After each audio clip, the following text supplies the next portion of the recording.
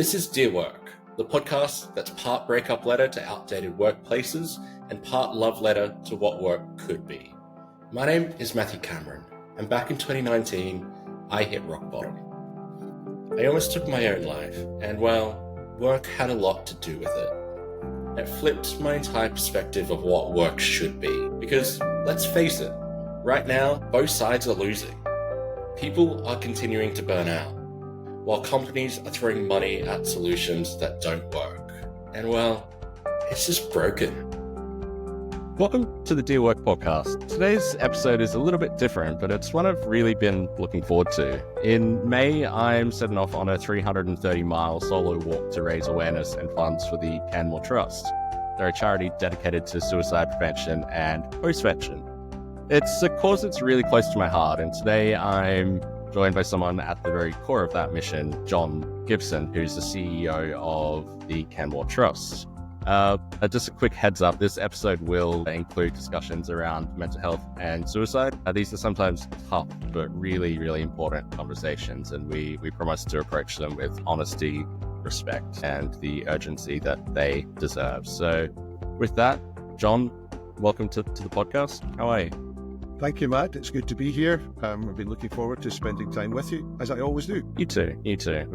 We've had quite a few conversations across, I imagine, the past year, and today we're going to have a chat about, the walk, what it represents, and the bigger conversation around mental health. But for now, let's dive into your story. What led you to do the work you now do with the Canmore Trust?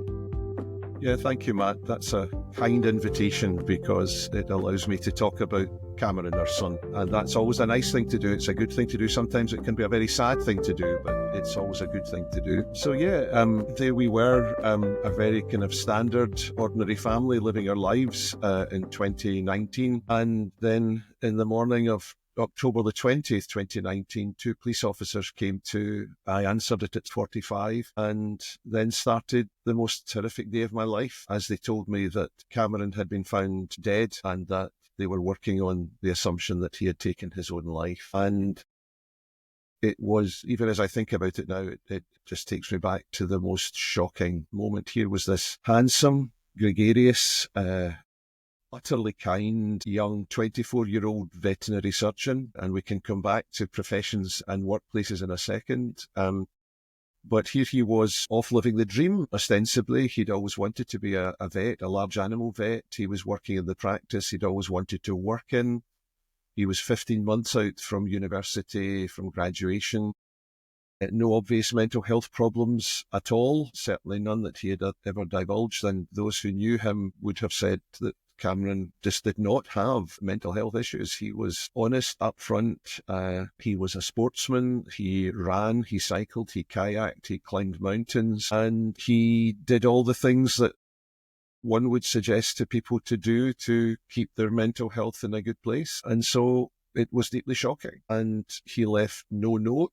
We now know that only 20% of people who die by suicide do leave a note. And we now think that Cameron was in the category of so-called spontaneous suicides, that there was no forward planning. He certainly, the previous day when he'd left his house, he'd done a shopping for the week ahead. He'd filled his fridge and freezer.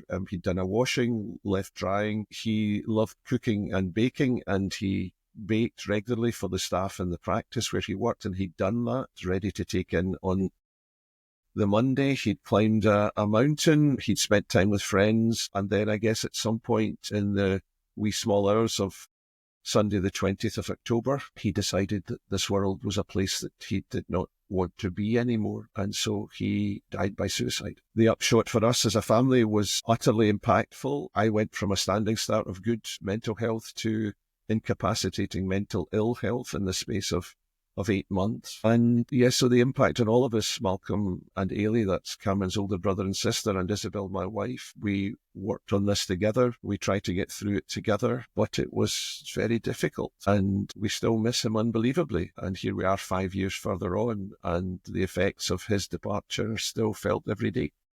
As I was coming down to my office to speak to you this morning, I passed his photograph. We've got a number of photographs around the house, but I passed his photograph on the stair, and I just was taken again by the fact that my life is now in a very, very different trajectory as a result of the events of the 20th of October 2019. Thank you so much for sharing that. We've obviously met quite a few times and had various conversations. That's probably the deepest we've talked about that. We've talked a lot about the charity and my journey and your own personal journey after that as well. So really, really appreciate you telling me Cameron's story there.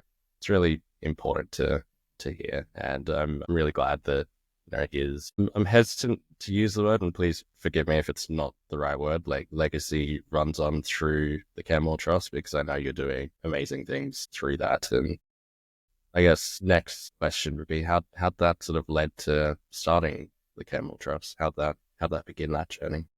Yeah, I guess we kind of stumbled into it, to be honest, Matt. I think, well, a number of things. So a number of events coincided. So I went through a period of serious mental ill health and suicidality myself.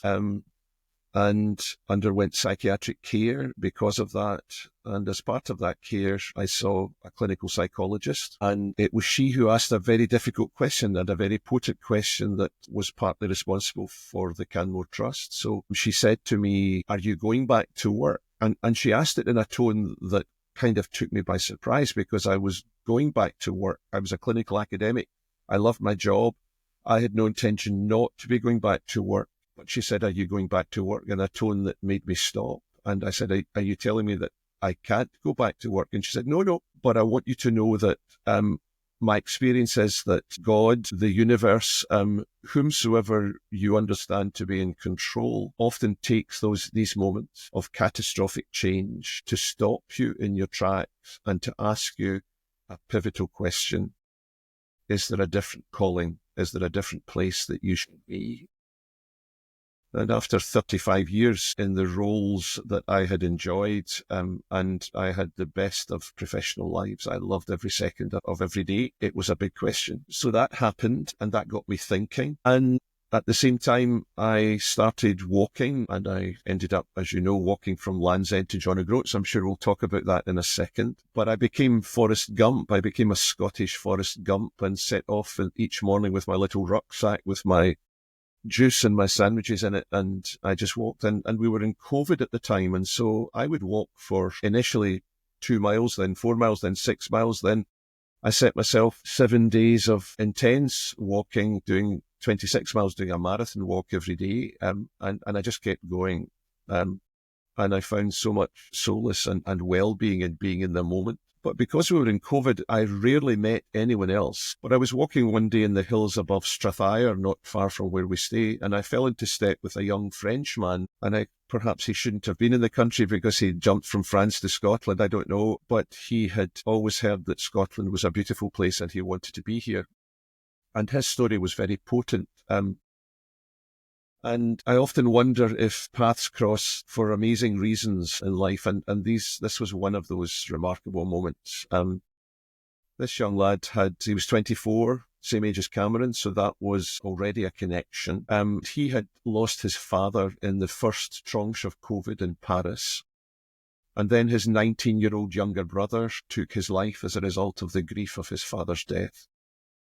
And during the 4 or 5 hours that we walked together that day, we cried, we hugged, we talked, we had a very deep emotional and human experience. And at the end point, he said to me, "You need to talk to more people who have experienced suicide grief. You need to start a community of people impacted by suicide."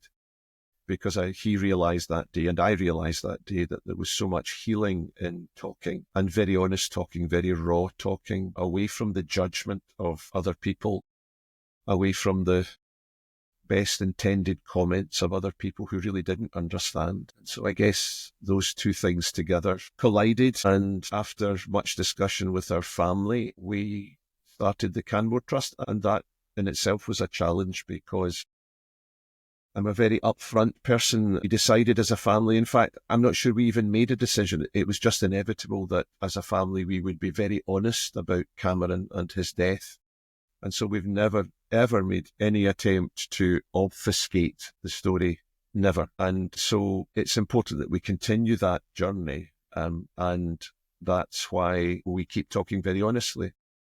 But I think my family at times wanted a little bit more peace and quiet, a little less of the upfront. Dad, thanks very much. Perhaps we can just withdraw and just be together. And so I had to learn to do that as well. And so I'm kind of two people now. I'm the private John Gibson, where I withdraw to the sanctity of my family and friends. And I'm the very public John Gibson who talks very openly about not just our own experience, but the experience of many others, because boy, do we need to keep talking. Yeah. I feel like that's an amazing segue because we first met by talking. I know that sounds a bit obvious, it's how people do meet, but we were on a panel together for the Joshua Nolan Foundation, which sadly no longer is up and running. But we were talking about this very subject, and like that young man on the trail with you, I felt drawn to keep talking. I know after that conversation, I pulled you aside, and this offer still very much remains. We talked about going and speaking to schools and sharing story with that younger generation who I feel are where we will do a lot of good, but I think they're very receptive to the conversation as well.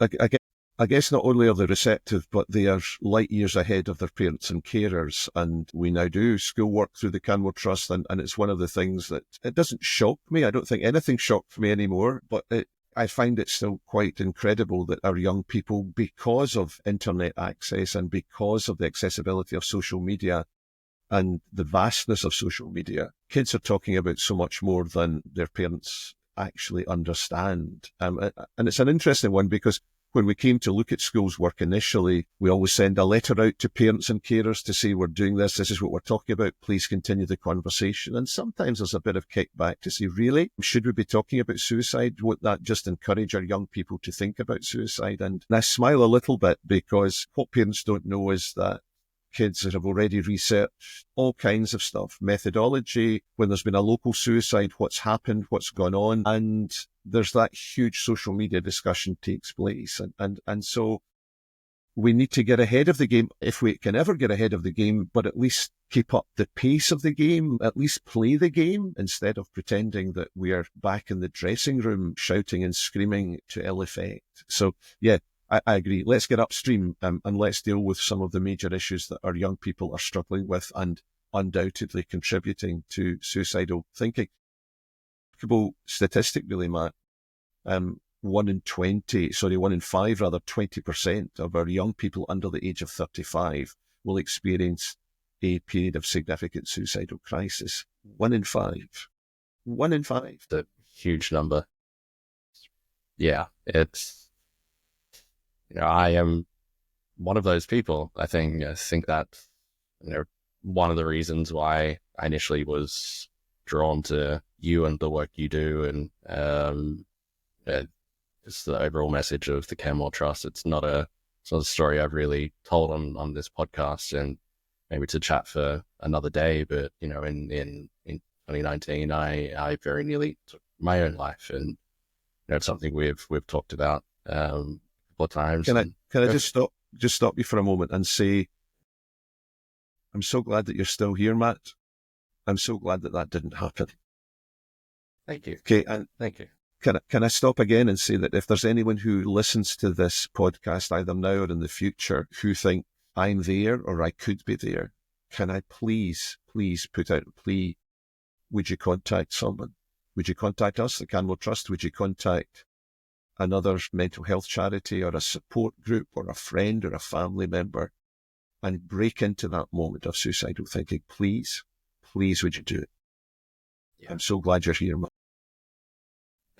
And that's really important. I think sometimes breaking that moment, that thought, breaking that spiral that you potentially are on in that moment, like it can make all the difference. Like I had tied up one of my shoes and I was very ready to walk out the door that morning, but there was a interruption in my thought process that day. And I guess that split moment. We can talk about moments that change your life. That was the moment I reached down for that second shoe that I'll never forget. They were raggedy old Doc Martens that I probably should have taken better care of, and were losing their polish a little bit, and I can still see them at the end of my bed. But that moment that changed my life, and that breakup of that thought process, it was led me to still be here today. Have there been struggles since? Yeah.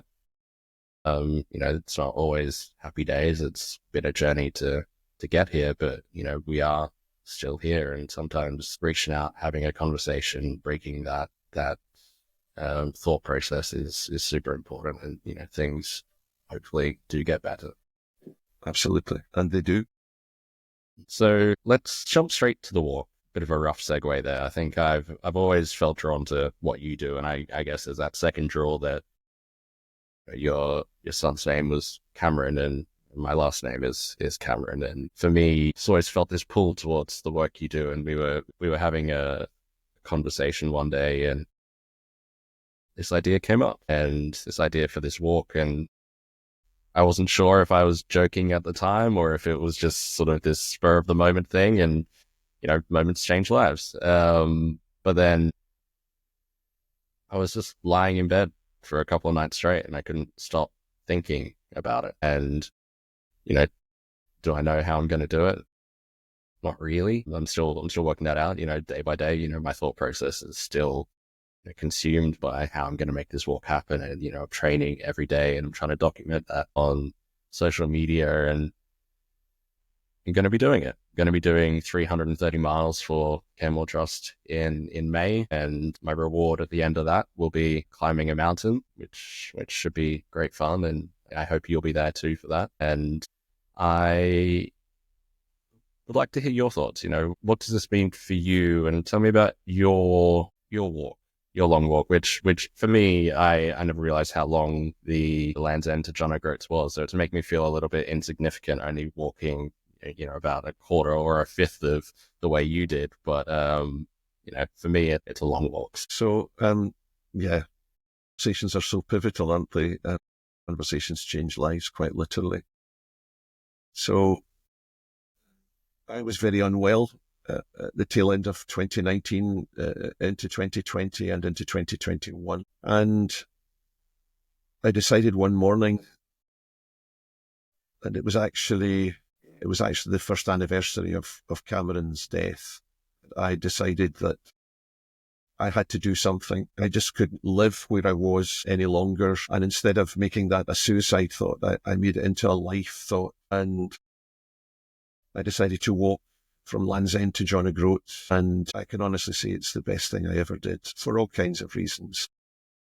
Firstly, we raised £250,000 for the fledgling charity, which, due to the awesome generosity of people round about, awesome generosity. The British people are phenomenal in their generosity for charity work, and we're utterly grateful. And that has been the backbone of what we do. But secondly, it was about finding purpose for me. So the Canmore Trust is founded on two key principles. One is, are you in a safe space? And that safe space is a really interesting one, because it can be a mental safe space.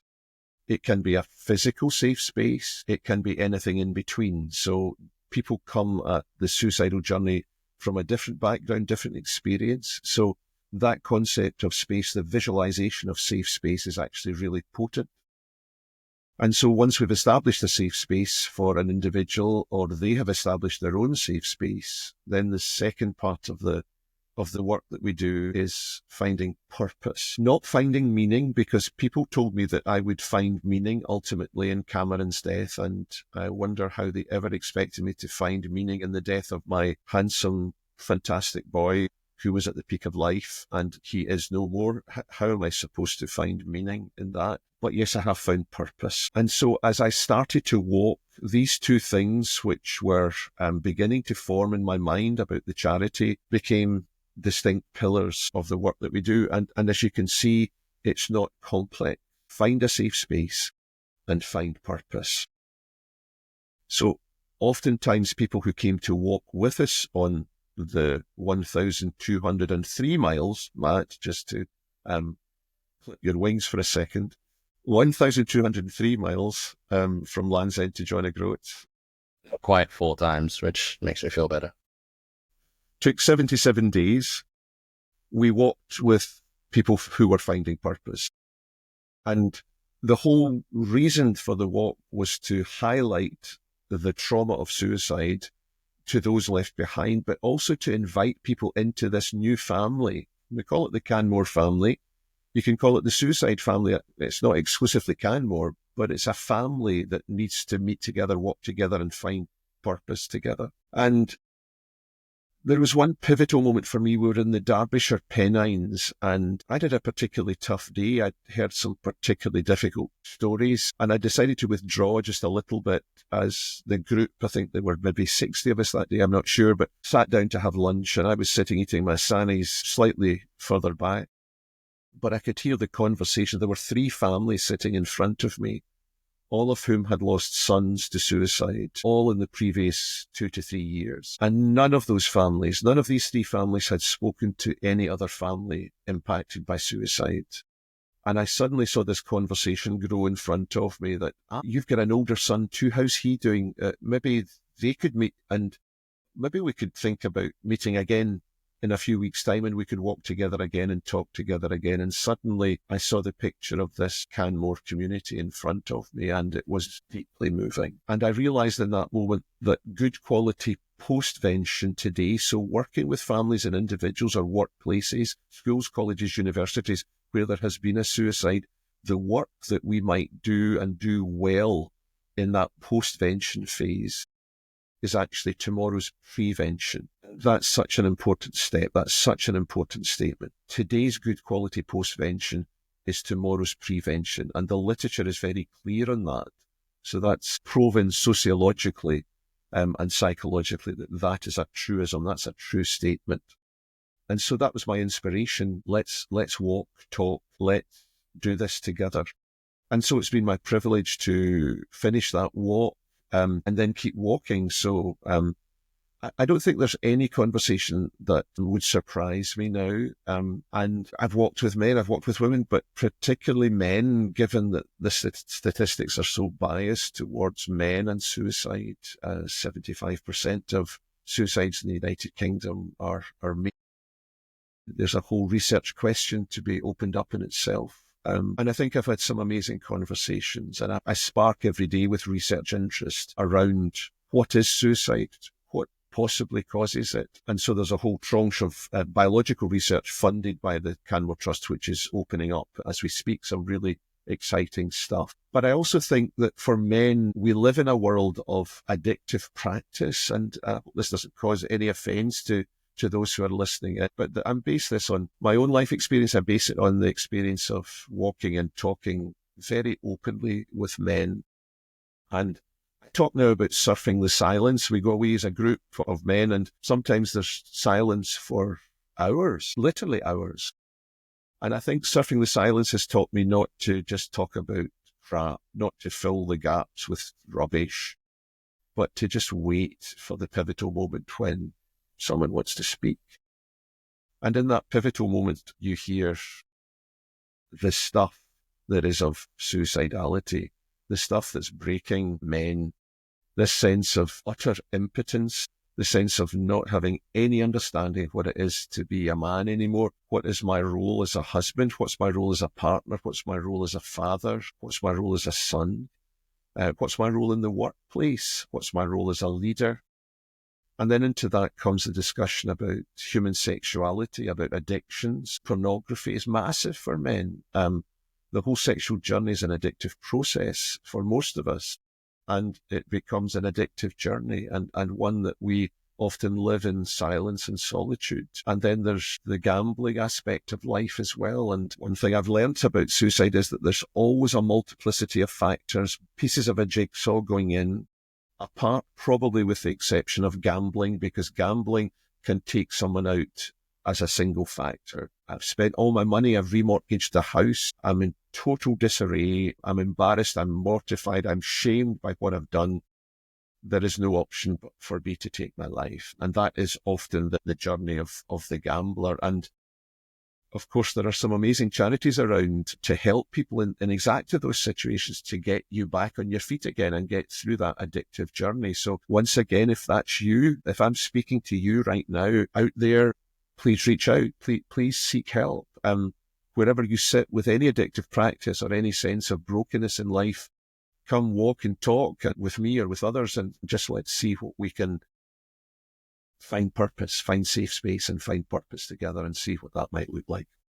So I guess that's what the Canmore Trust is about. It's predominantly postvention, working with families and individuals impacted by suicide, working with workplaces impacted by suicides, and then working with schools, colleges and universities where there has been a suicide. And that circles completely back round to prevention, because we didn't set off to be a suicide prevention charity, but you can't do postvention without doing prevention, because the conversation, wherever you speak, wherever you engage, always comes round to, well, I lost my son 3 weeks ago, and now I'm suicidal. I lost my colleague 6 years ago, and I've never talked about this, but I've carried a suicidal burden for myself for those 6 years because I miss him.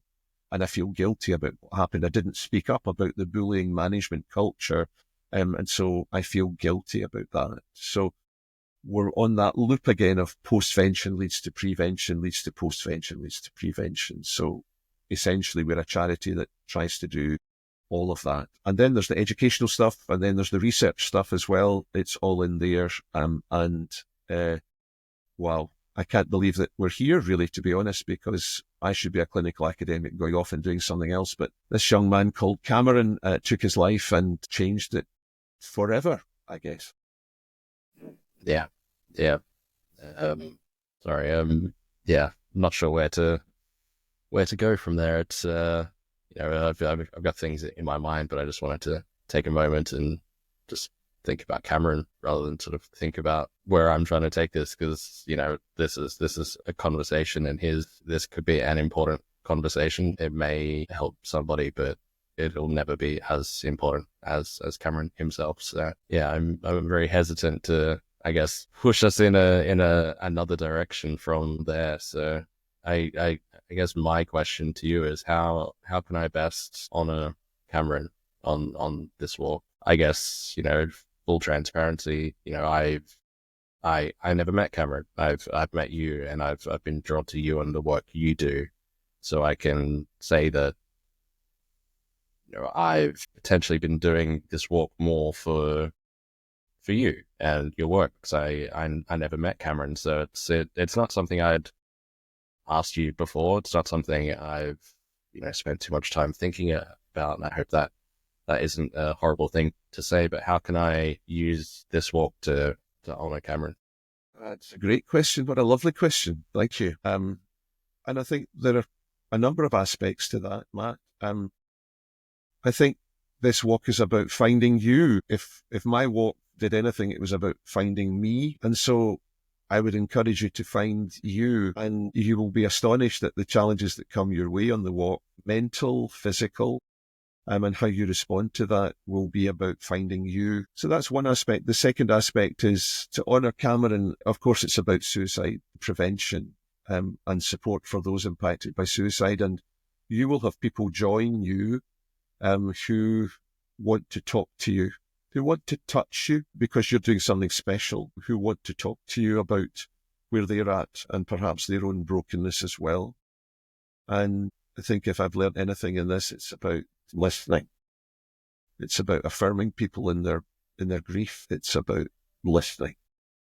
And so you'll walk and you'll listen and you'll hear some remarkable stories, and you'll hear some gobsmacking honesty from people, because that's what happens when you're in the wilderness and you're shoulder to shoulder with another person. You're not like this across the room, you're shoulder to shoulder. And that's something else I've learned about the importance of walking shoulder to shoulder, not being in a consultation room face to face, but walking as brothers or sisters or brother and sister together. So you'll hear remarkable stories, and then you'll find purpose, because I think as you do this, you'll find the next step for life for you, and maybe a longer term vision fall into place as you find purpose. Some remarkable stuff in the mental health square, mental health space. And I think there's a greater calling for you there yet. And so I think you might make some decisions, or at least start that process about what the future might look like. And then, and this is very important in the context of the legacy for Cameron, because he was a competitor. And so reaching the end point for Cameron was so important. And when you have your grim days and your dreich days and your peeing of rain days, because it is Scotland after all, and you're soaked to your boxer shorts and you want to give up, that's the day to think, I'm going to complete this. And there will be the jumping up and down with excitement, but there will be this inner sense of solitude and accomplishment, which is untouchable. It's kind of layered with gold, and it's for you.